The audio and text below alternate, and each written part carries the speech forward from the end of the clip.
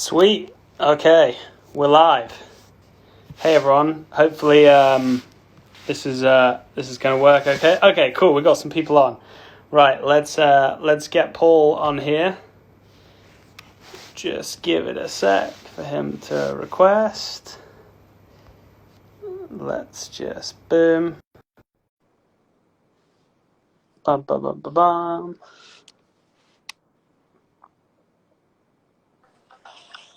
Here we go. He's here. Woo! We did How's it. it going? Going great. How are you? Pretty good. Good to chat. Good to chat. Good to get a little feature of Christina in there earlier. Yeah, she was a cameo. That was a massive technological move just to do that. That was impressive.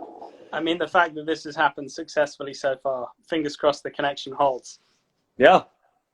Okay, cool. Well, Paul, thanks very much. I know you're a busy dude, so let's get straight down to it. Today we're going to be chatting about wolves, specifically British Columbia's wolves, and even more specifically than that, coastal wolves. And I guess for those of you joining from my account who haven't heard of the legend that is Paul Nicklen, he's been a National Geographic photographer for many, many years. How many years is it now, Paul? 1998, before you were born. I've been shooting for them. Yeah, So close. I had been born, but yeah, we'll move on from that. you were young. I was young, yeah, 93, so a few years before. Yeah, and Paul's been responsible for, some of National Geographic's most iconic stories. We're talking spirit bears, leopard seals, emperor penguins, narwhals, some real bangers. So go check them out if you haven't seen any of them. And he now runs a nonprofit called Sea Legacy.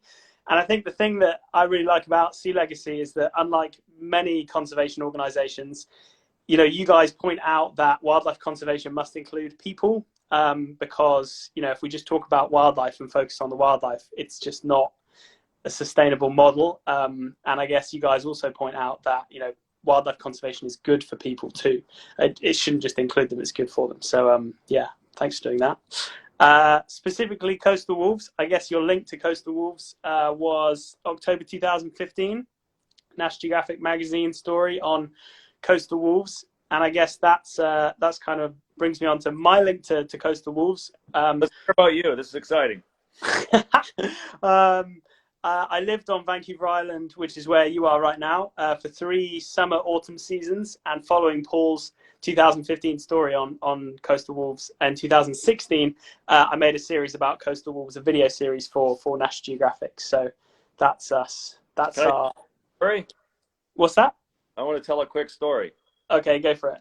I've been working in Tofino, since in the mid '90s, and I was out there one day, and it was really awful weather, and my career had moved along that I was getting onto bigger and bigger boats, and boats with shelter and a place to sleep, and all of a sudden there was this little red boat out in the water, and it was just like blowing 35 knots like it does in Tofino, and it was sideways rain, and I'm like, who's that crazy bugger out there by himself in that boat? Because he reminds me a lot of myself and how I started in the same little inflatable boat in Tofino, and it was you.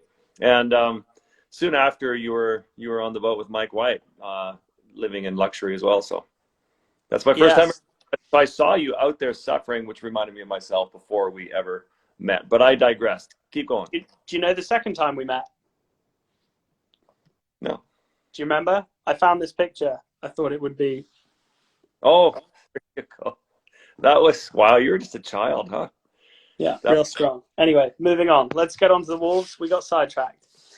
National Geographic, when people come together and let their hair down and let their stress out after being out there on the front lines and seeing all this crazy stuff all the time, it's you got to unwind once in a while. Yeah, and wear ridiculous outfits. So I guess, Paul, let's start with the big question when it comes to coastal wolves. I think most people, when they think of wolves, certainly me included, we think of snow-covered mountains. We think of packs hunting species like elk. We think of places like Yellowstone National Park. What makes a coastal wolf special to you? I mean, when you first see a coastal wolf, as it was introduced to me by the Lawson family off the coast of Tofino, out in the outer islands, it's to see this animal that is half the size of a regular wolf. I mean, when I was a biologist and we used to run live scientific trapping of lynx, once in a while we would get a timber wolf in our trap, and it was all, unobtrusive. We'd let them go very quietly and very gently.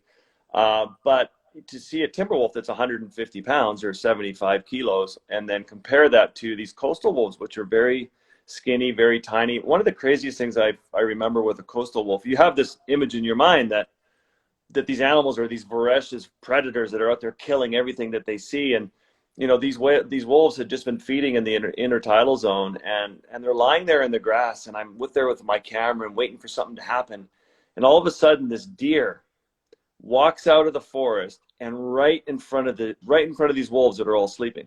And I'm like, this is it. I'm going to see this unraveling of this incredible behavior with this animal. And one wolf sort of lifted his head up like that, and they all went back to sleep. And the deer stood in front of them and just walked past them like, wow, you didn't expect that to happen. They're just this animal that has a diet that's, made of 70 to 90% seafood. They scavenge in the intertidal zone. They eat chitons and barnacles and salmon, and they're just a skinnier wolf that will sometimes swim 5 miles to go get a sea lion or a seal. I mean, they really are sea wolves. We talk about sea wolves. They're like a unique, distinct culture. It's like finding a unique culture in the Amazon that no one's ever discovered before. And there it is, this small, tiny tribe and it's kind of like that when you find these wolves. It's like, wow, you feel like you're looking at a completely different species that is so in tune and connected to its island life. I guess we should say that those wolves they were just being lazy. They would normally try and nail a deer, right? I don't know. I mean, I think when you've been sitting there eating high-end seafood all day long, why are you going to go put yourself at risk and get a hoof to the face and have to eat awful hair? I mean, I'd rather eat, if I were a wolf, I'd rather live on chitons and barnacles and beautiful succulent seafood that's already perfectly covered in salt. And yeah, those are the wolves you first saw too. Yeah, well, I guess we should say that in many places, coastal wolves, the vast majority of their diet is black-tailed deer. But yeah, in the places where the intertidal zone is particularly productive, yeah, did you say it's up to 90% of their diet can come from the ocean, which is I think it varies on the population and what island they're on. And some islands that are way out there never get deer, so it's tough to have a deer in your diet. But on the odd deer, we can talk more about that, but. So I guess on the topic of the kinds of things that they eat, you talked about the seafood. The salmon run is obviously a major event on the BC coast for species like bears. Have you seen them fishing for salmon? Yeah, I watched them. I sat with a pack one day for 2 weeks, and I only saw them 3 times. I could hear them howling. I could hear all the noise. I knew they had a den, and then one morning I was in my blind by 4:30 in the morning. You could just be making out some light, and the whole pack came down to the river, because when you hear a salmon, going up the riffles, it's that dinner bell of splashing, and to see the whole pack come out, and they're just whacking these 20-pound coho salmon, and the salmon are flipping over their heads. And at one point, one of the adults packed 3 big salmon into its mouth and walked off into the bush back to the den. And then you hear all the howling, and to watch the excitement in these animals hunt when the salmon are there was incredible. How do they, because I've never seen them going for salmon. How do they actually catch the fish? What's their technique? It's so funny to watch them, because a bear will just charge through a river like just pounce on the fish. The wolves I've watched hate to get their feet wet, so they're like they're watching on the rocks. They're standing on rocks, and there's the salmon there, but they don't want to get wet. They don't want to go deep in the water, so they're prancing. They're prancers. And I watched all these big salmon get by some of these wolves, and then they would gingerly try and get them up on the beach, or they'd bite them and throw them. And I've only seen it probably 5 or 6 times, but it's not what you would think, this sort of big attack mode. It's funny, when they do eat pink salmon, you can tell that the wolves have been there feeding in the night, because the entire fish is there except for the brains, because there's a parasite, a disease in these salmon that can kill wolves, and they somehow know that. I mean, it's amazing. But is that not fascinating though? Because that parasite does not affect bears, right? Does not affect bears, but so there's a parasite that is in the brain of the salmon that if bears eat, they're absolutely fine, but if wolves eat, they're in big trouble, and the wolves know not to touch the brain. It's nuts. They're amazing in what they do and don't eat, and just the fact that they know that, so yeah. So I guess on that note, you mentioned you were there for a bunch of weeks and you only saw them several times. Would you say that they're one of the most difficult animals that you've tried to film? What was your doing your 2015 National Geographic magazine story like filming them? Was it difficult, easy, mixed? So it's one of the weirdest animals, one of the weirdest assignments I've ever had, because National Geographic gave me a huge amount of time. They gave me 90 days, to go out and shoot this story, 12 weeks to go out there with these wolves. And I'm like, that's a ton of time. And then, but when you're on day 38 without seeing a wolf, you're like, okay, my career's over. And you're starting to think about what you're going to do in your next career when you're, selling tools at Canadian Tire. Was that Because your plan? it was becoming my plan as I was failing. But the wolves are funny because I would hear them howling every day. I could, once in a while get a glimpse of a one in the distance. And then it was very strange one day that it's like they'd come by and they'd stare at the blind and know I'm in there. I'm like, why am I even in here? Every day from dark to dark, trying to be stealth. They know I'm here. They can smell me. They can see me. They're incredible animals, but they have to accept you. So you have to just get into the game of psychology. One day on one of these outer islands, I was sitting there and I could hear them every day howling in the distance. And it's just torture. The packs out there playing and rolling around and things you could film and photograph. And It's when you wish you were doing a podcast instead of a photo assignment. writer, I mean, the things I could write about, but you have to come back with the visuals. And I'm sitting there on the beach and all of a sudden I see something out of the corner of my eye and I'm in my blind and the whole pack comes out in front of me and they sit down 10 feet in front of me and they're just looking. They know I'm there. But they've somehow just made a collective decision that I'm not a threat. But it took weeks and weeks to get to that moment. So it was a very challenging assignment that had these sort of great lulls of nothingness. And then, boom, the whole pack's right in front of you. And you can't shoot enough. You can't get enough footage, enough stills. And it's kind of like panic mode. And then they get up and they realize they're bored of you and they leave. And then they're gone for 2 weeks again. So it was amazing. It's amazing when a pack of wolves that are so elusive, shy, and secretive, when they let you in, it's unbelievable. And I only got let in 3 good days of shooting out of 90, but it's very, very lucky. I think it's cool how you talked about that switch that goes off in their heads. I was filming grey wolves on the Hudson Bay for Nat Geo last year, and we were filming a pack that takes on polar bears. They're the only pack in the world known to do that. And we'd watch them take on a polar bear and then, go, no, we're not going to go for this. It's too big. It's too healthy or whatever. And then they'd turn and come over to us and we'd be completely surrounded. They'd be, 3 or 4 feet away from us, just checking us out. Not even a hint of aggression, having just, gone after a polar bear. And then they're like, yeah, you're kind of interesting, but no, I'm bored of you now. And then they'll just run off. Like the switches that go off in their brains are really interesting that, they were not even remotely aggressive towards us, having just chased a polar bear. I had one encounter when I was a biologist again, and one got caught in my lynx trap. It's like a soft catch. It's gentle. And it was minus 45. And if I left him there all night, he would have frozen his paw. And it was a 150-pound massive male timber wolf. And I've grown up reading all the books that these wolves will attack you and bite you. And I realized that I was all out of my Telazol drug because I'd used it up on my lynx, and I had to get this animal out of the trap. If I left him there all night, he'd freeze his paw and it would be devastating.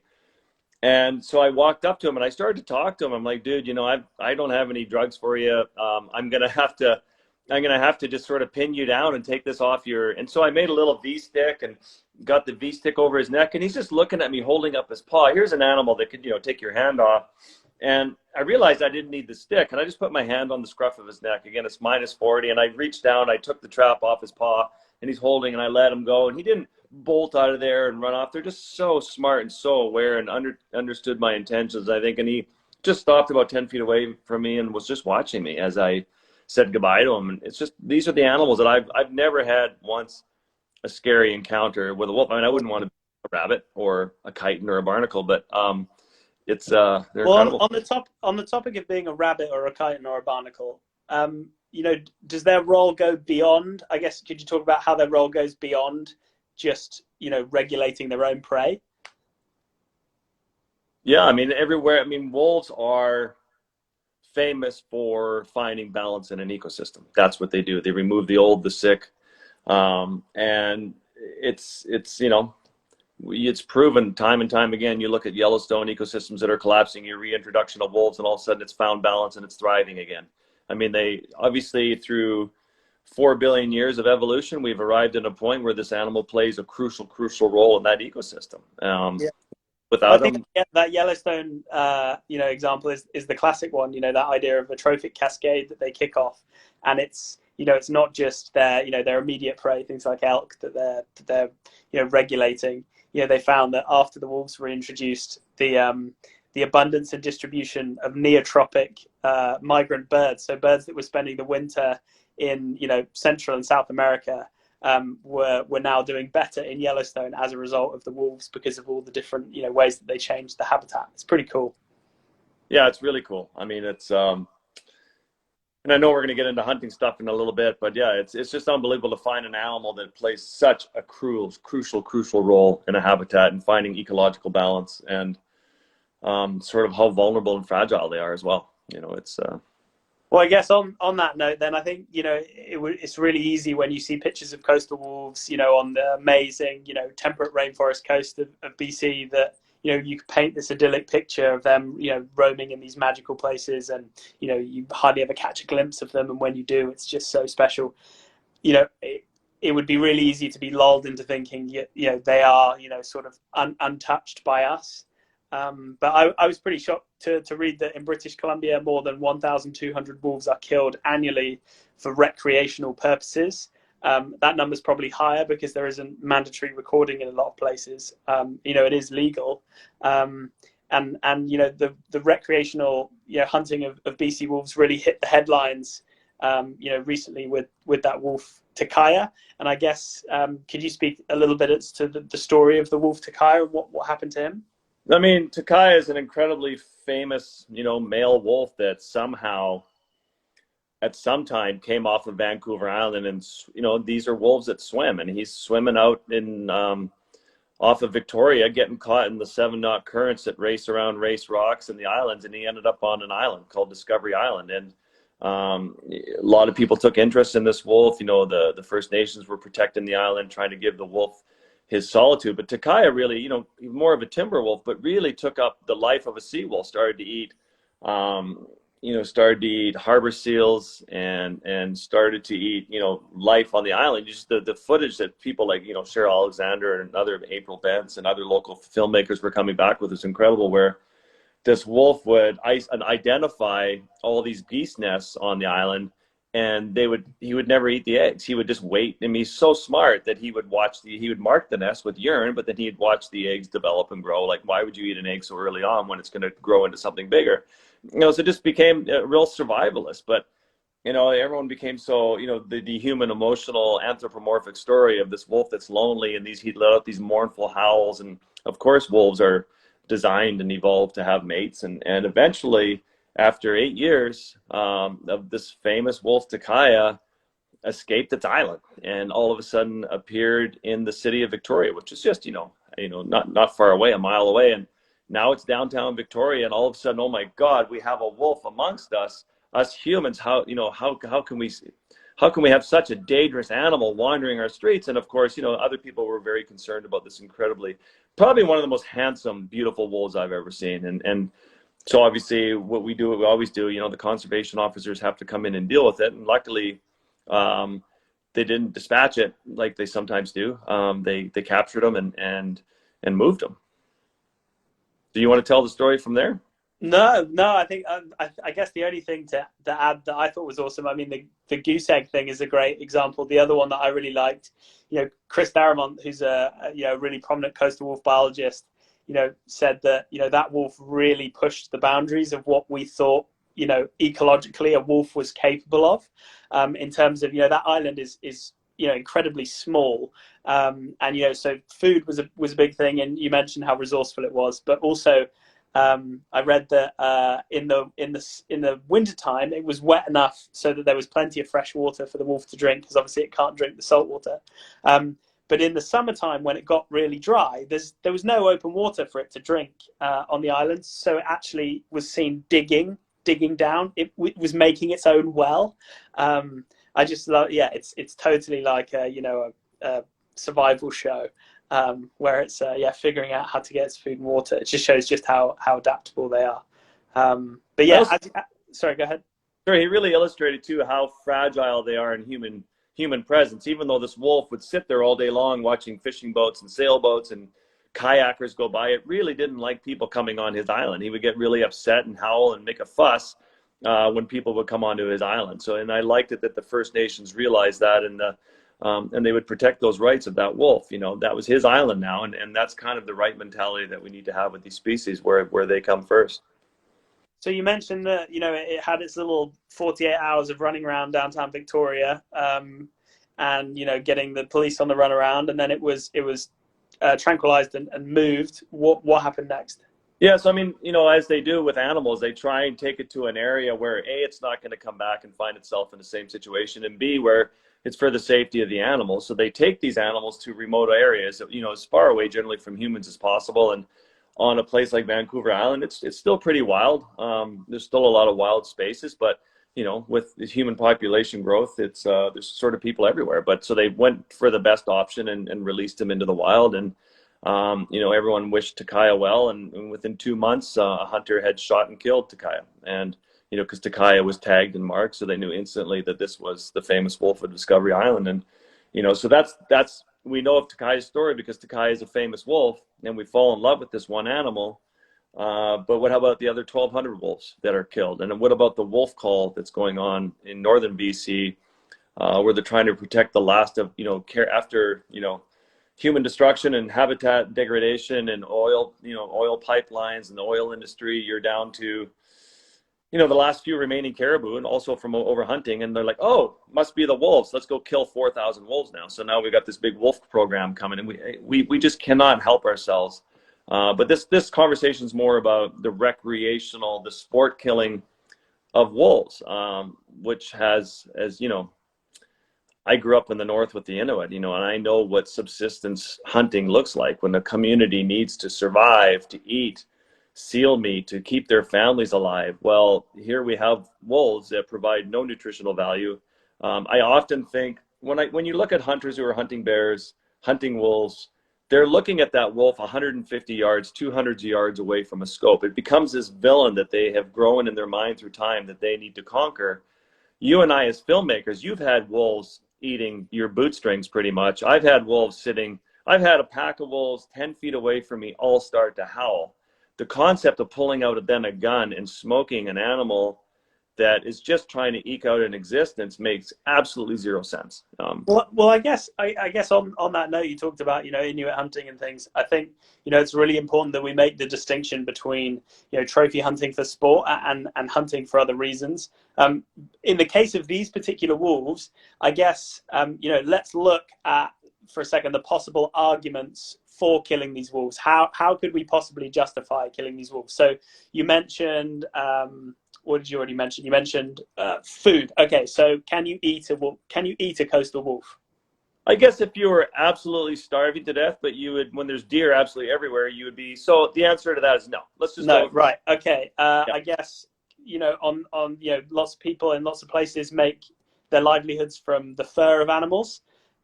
Is the fur of a coastal wolf useful?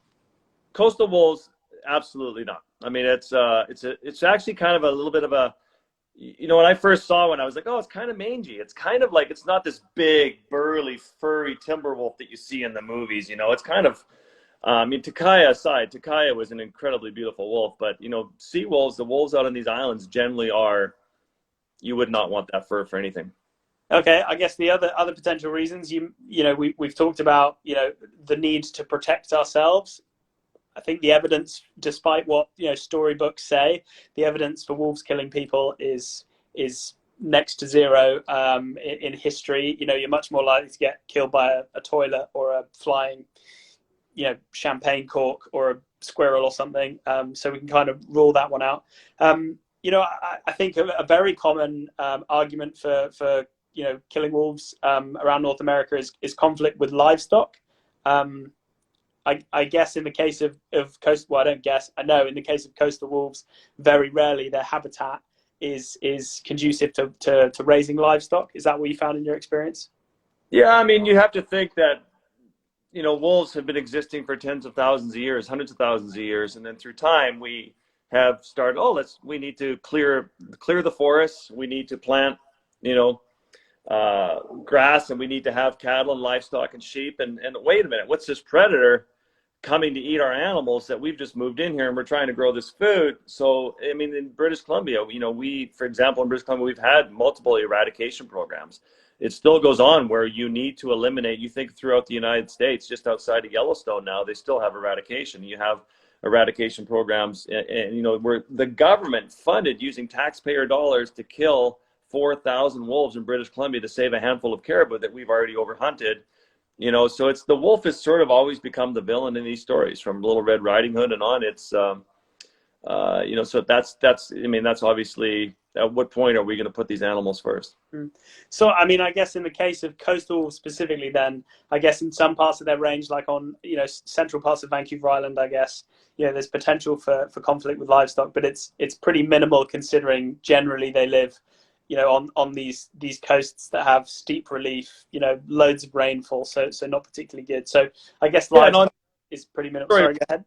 I see where you're going with this. On these outer islands where I film wolves, where you film the wolves, there's no livestock. There's, the odd dog gets taken, or, where there are. Okay, well, cool. On that note, then, I guess another potential reason for killing a wolf would be the defense of a pet. And, that's something that's, close to my heart, because the wolf that I posted a picture of it on my Instagram today, I photographed her and her pack, and then unfortunately she was killed. And the reason she was killed was that about a week earlier, a different member of her pack had come into the town and had been eating a couple people's dogs. And so it was a retaliatory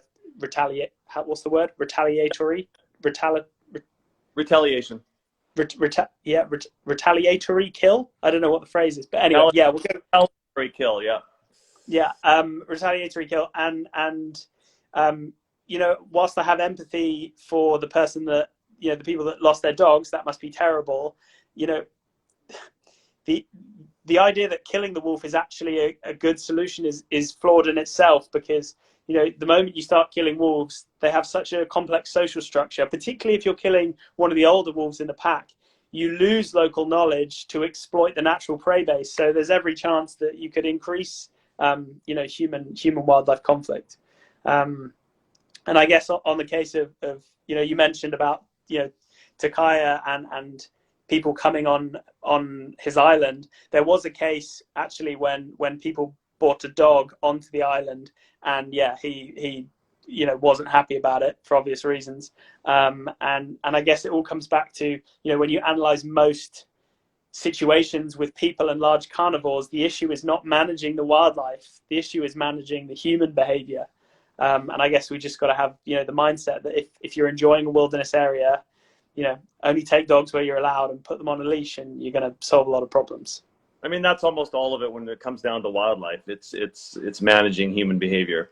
When I was a biologist, I used to be called in to remove a problem bear and into these hunting camps. And we have a bear that's a problem, we need it shot and killed, but you have to come and do it as a government official. So I'd fly into this camp, and there would be caribou carcasses everywhere, meat hanging. And it was just, so you ended up finding and pressing charges, against the hunters, because their camps were such a mess. And then why should this bear lose his life over that? So, we'd dart the bear and move the bear. And unfortunately, the issue was that they were not storing their meat properly, and so there was a traffic there. Yeah. These animals are hungry, and when you smell 50 caribou hanging in a meat room with open doors, you're going to go and check it out. Yeah, a wolf or a bear. So I guess to summarize those points, then, if we're not hunting them for food, because eating a coastal wolf is not a nice thing, their fur is useless. It's unlikely that we're going to be wanting to kill them, to protect our livestock due to the places that they live. This is the reason for killing them is purely sport hunting, and the vast majority of these coastal wolves that are shot each year in BC is for sport. So I guess the other reason that it then comes back to is, okay, in some places around the world, it's been argued that hunting wildlife can be used as a method for funding nature conservation. what do you think? What do you think about that concept with regards to the wolves? And I think you and I could easily go on an enviro rant for about 4 hours between us. But I guess what I'm keen to do is just look at other people's opinions, other people's viewpoints, because hopefully that's useful to analyze how they might think. I mean, that's an incredibly controversial conversation. If you want to get into that one, Bertie, we're going to have a really good. That's about another 7 podcasts or Zoom calls. Okay, we'll park that one. I guess super important when people make the argument, for example, we have to go kill lions in order to save lions, or we have to kill an elephant to protect all. I mean, I think at some point, depending on where you are, the argument gets pretty stupid. And then at other places, you think about Ducks Unlimited, for example, that protect massive wetlands because they want to hunt ducks. So in that case, sure, it's unfortunate that they have to be filling the air full of lead buckshot into these ponds and wounding a whole bunch of ducks. But ultimately, they are protecting, and creating these massive wetlands. It's tragic that the conservation community does not have the funding quite often to set aside these habitats and create the protections necessary for these ecosystems as a whole and these species without having to go kill them in order to justify it. Wouldn't it be great if people got behind it and you think of these Greta Thunberg movements where people say, yeah, shit, I care about this stuff. I care about climate change. I care about habitats. I care about marine protected areas. I care about coastal wolves and intact ecosystems. Let's just find the funding to protect these places without having to go to the hunters who've got deep pockets. They're so well funded. They're like, yeah, we want to keep killing these animals. Therefore, we're going to help protect them. So, I mean, in a way, hunters in some areas do provide a role, but it really depends on the area. But that's again, a really heated topic. And I'm very of the mind that we just need to protect these places, not have to kill the very animals that we want to protect in order to justify protecting them. It's just kind of a circular, crazy argument. Yeah, and actually, in the on the topic of coastal wolves, before this, I did some reading and found that actually, in the case of shooting a coastal wolf, for a BC resident, you don't need it's free to hunt a coastal wolf, and for a non-resident, you need to pay $35, and then you'd need to hire a guide. So yeah, that argument is sort of flawed because it's, if you're a resident of BC and you want to go trophy hunt a wolf, a coastal wolf, it's free. So that argument's kind of ruled out. So I guess, why I was keen to kind of go through those sort of, I guess, the traditional arguments is because if you neutralize all of those traditional arguments for killing these wolves, all you're left with is the ethics. It's a case of what's right and what's wrong to you. And I guess the big question is, or whether it's a question, I don't know, in my mind it's not a question, but in 2020, should we really be killing an apex predator for fun? I don't know. I'd probably go with no, personally. Yeah, sorry, Bertie. Well, yeah, exactly. A lot of people hunt because they want to exercise their rights, and so that comes down to government management. And it's funny, when my dad was in the hospital and he was passing away, right next to him was a First Nation elder from the north, and I've grown up with talking about hunting all my life, and this elder took me aside and we started talking one day about hunting and wolves and bears, and he said, hunting for my people is a privilege and not a right, and we've all lost our way in our mindset of how we perceive hunting. We never need to kill an animal that we're not going to eat, especially the wolves and the bears that are providing a service for the ecosystem. And to hear an elder say that was just incredibly heartwarming. This person who, through history, his people have hunted. Maybe back 1,000 years ago, they did need the furs. Maybe they did eat a wolf. They would eat, whatever they would eat, they would eat. And nowadays, we've really lost our way as a species, where we're exercising our right, and we're using quite often wolves as sort of exercising our political right. It comes down to a government to say, this is absolutely stupid. These wolves provide an incredible service to this ecosystem, to this habitat. It'll put everything else in balance. You may lose the odd dog. You may lose the odd livestock, the odd cow, the odd sheep. And too bad. These wolves are here first. They have a right to be here. We must coexist with them, and we must protect them. And I think once we wrap around that mindset and put laws and regulations in place, until then, these animals are going to be constantly decimated wherever they exist. So, I mean, I really applaud the work of people like Raincoast, who are doing the science, finding out how unique these sea wolves are. to think that there's an animal that has evolved that end up on these outer islands where they finally have found peace and harmony within their own pack. They're eating in the intertidal zone. They're on these tiny islands. And like you said, for no money, or it might even be $5 or $25, a cup of a nice, little bottle of wine, you can go out and smoke these wolves, and not just one wolf. You can smoke as many as you want. You can kill them. And these animals are just barely eking out an existence as it is, and we can sit there from 150 yards away with a scope and a gun and a tripod or whatever we're using and kill those wolves. And I mean, I watched once a hunter kill a female white wolf up in Ellesmere Island, and when he cut her open, she had full of pups, and that was one of the most devastating things I've ever seen. And yeah, it's tough.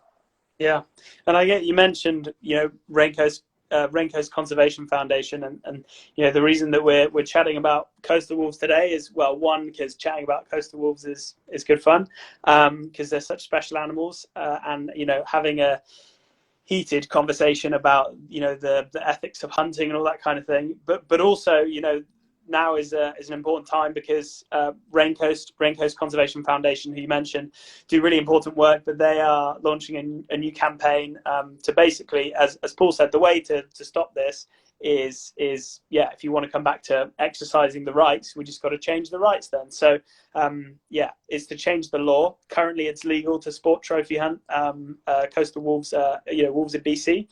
Their goal is to stop that, to change the law, and the first step towards doing that is to write to political figures. So if you'd really like to help, and this is particularly relevant if you're a resident of BC, if you go to raincoast.org/wolves, there's a really simple framework with what you can do to help.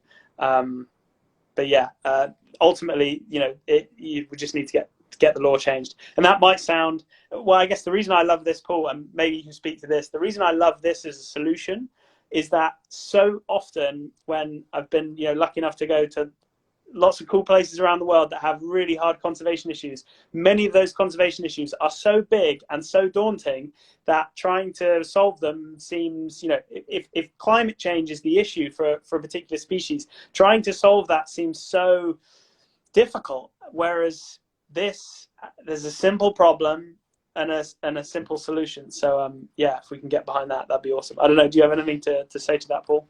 Yeah, I mean, obviously that's why we started Sea Legacy, is we are basically an amplification agency. We find issues that are based on science. We look for tipping points, and that's why we're so proud of that. We have over several million people involved in what we're doing. We're funded by a big community of people. And the most important thing is when there's an issue like Raincoast has the science, Raincoast is doing the work, we're partnering with Raincoast. They've already been in touch with us. And they, when you get to inject a massive amount of energy by, we talk about politics, the government, this people, it's you, it's all of us. And when you can take millions of people and say, direct your energy on this issue, I mean, for example, I mean, that's how you have great conservation wins. When we were working on the Death Net campaign just off of Los Angeles, there's these mile-long drift nets that are a mile long and 100 feet deep, and they indiscriminately kill dolphins, whales, thresher sharks, and they're just mowing everything down to get this mercury-filled swordfish that we shouldn't be eating anyway.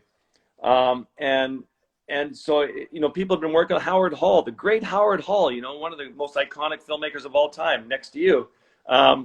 He's out there, and they've been working on this issue, and they're losing, and it's still carried on. But because of our following, because of the people that we're able to bring together under this one platform, Sea Legacy is building a new platform in the next month. We're launching. It's called Only One, and it's going to be this common voice, that we bring this common voice on these issues. So when you talk about wolf hunting in BC, and all of a sudden you can have 3 million people show up with their computers, their devices, their signatures, their voices, their wallets, and get behind these issues, you have wins. You shut these things down. Pacific Wild has done it with bears. Raincoast has done it with bears. People all around you are having big conservation wins because of the collective gathering of people. Internet is exciting, man. It's exciting. Yeah, I mean, that is an important point that I actually, forgot to mention, is that Raincoast have the track record. It might seem actually difficult to think getting the law changed is possible, but they did exactly that with the grizzly bear trophy hunt. Exactly.